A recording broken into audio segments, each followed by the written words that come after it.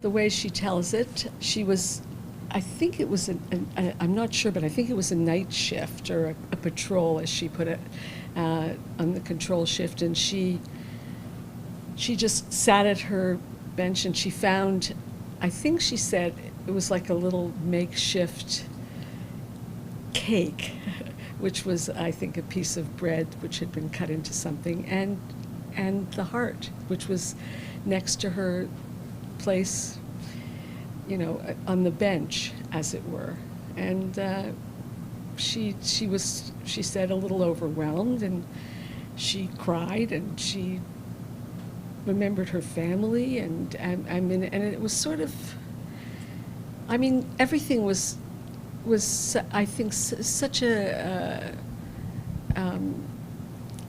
Nothing was expected. You anticipated nothing. You had no expectations. You just wanted to survive. And so I think the idea that you could actually honor a birthday and that you could, that you could express that love and friendship, and in the light of all the loss, was extraordinarily precious to her. She claims, in some sense, that she didn't even know. She said that initially she shared an upper bunk. I remember I went to Auschwitz to look, and she put it in the sort of the boards and the straw of the upper bunk above her, so she hid it there. And she said, and she just sort of kept it there. And then when they were finally being sort of thrown out, essentially, on the death march, she thinks she kept it under her arm because she didn't have, people think maybe there was a bra or something, but she said she didn't have a bra. She just never relinquished it. I came across it as a kid who was pretending to be Nancy Drew, and I was on a detective mission. I found it in the drawer where she kept basically her intimate things. So she had a few things. She had some letters in there, and she had the heart, which when I finally asked her about it, she went a little bit ballistic and told me to get my hands off it and to put it back, and it was very precious, and it was not a plaything, it was not a toy, and hands off, basically. It was just random that she had a friend who lived in New York and who had gotten a job to come to Montreal to be I don't know, it was the second or something director of the museum. And so she came to Toronto for dinner, and she was telling my mother that, about the museum, and that she herself she had been in Auschwitz briefly, and that she still had her uniform, and she was going to donate it. And I'm going to take a look to see if I can find it, because I don't remember.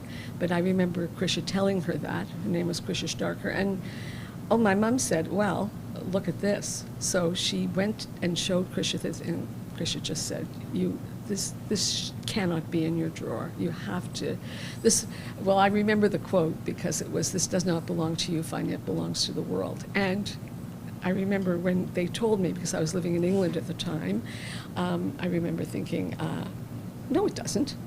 It belongs to her. It's the only thing she has, and to me, and to my family, and to my grandchildren. And I was like, what do you mean you're donating it to? And it wasn't even in Toronto where we lived. It was in Montreal. Like, what was that about? Yes, it was Canada. That was a big plus. They were huge Canadian nationalists as such. But yes, it was a done deal by the time I was informed about it. So I came to see it with my children when I came back to Canada to visit at that point. First of all, it was the only thing that survived with my mother. Literally the only thing. Not a photograph, not a person, no one on the planet. So in that sense, it was a second heart. This heart beats in some very profound way. And so, yeah, that's what it means to me and clearly to her, because she went to such extraordinary lengths to keep it. The heart has tremendous significance to me because, first of all, it's an answer to the Holocaust deniers that claim that the Holocaust never existed. This heart is an example of resisting the horrendous situation that Jews faced during the war. And the fact that it remains is so significant. And Zlatka had, of course, did the heart. She made it under very dire circumstances where her life was at stake here, and she still did this. And to me, another significance of the heart is the continuance of the Jewish people, that Zlatka made the heart, and what she did was to continue the legacy of the Jewish people, where she wound up, of course, at the end of the war, went to Argentina, had a family, husband, 2 children, grandchildren, great-grandchildren, and she's telling the world, yes, I am here, we are here, and the heart is a significant example of that. For the first time I am meeting Sandy, Fania's daughter, and I'm here also with Paul, that is a cousin from my grandmother. So we are all together united here around this piece of history that belongs to the war. My grandmother Zlatka made this because she wanted to honor Fania, that she was turning 20 years old in December 44, so she figured out the idea of trying to do something to celebrate life and friendship, and she made out this marvelous idea. So with the help of many friends, all together, they did this to Fania. And how risky was it for them? It was really risky. They were in a huge risk because they got to have all the materials, the fabric, the paper. They had to hide for the Nazis, and I think my grandmother was punished because even the heart wasn't discovered. Something was going on in the work table in the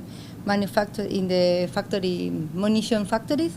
So my grandmother was punished, but even though she managed to finish the heart and gave to Fania for her birthday.